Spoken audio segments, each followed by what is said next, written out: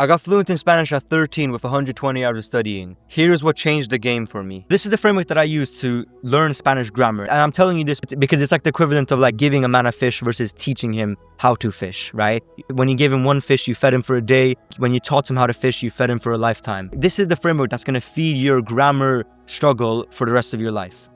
And so most people find grammar extremely excruciating and hard, and it's because they don't do this. In any Spanish sentence, there are two parts. There are what the words are and where the words are placed. Most people memorize the what and the where, and that makes it not make sense. And here's the nuance. Just like como estás, which we're using estar right there, everyone knows the what and the where. Everyone memorized that. But the reason why they struggle with grammar is because they don't understand the why. They don't understand why we're using estás in this situation. Why are we using the verb estar when we're asking como estás? And here's the next part. What different meaning would it give if we made it como eres? Honestly, what different meaning would that give? And so, why is it como estás? Why is it me gusta? Why is it characteristic, for example? We can even answer those questions.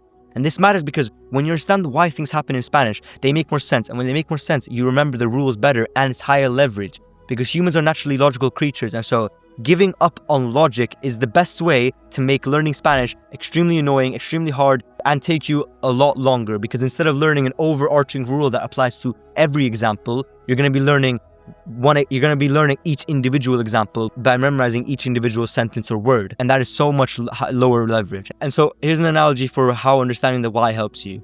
A builder with a blueprint can design sturdy buildings again and again.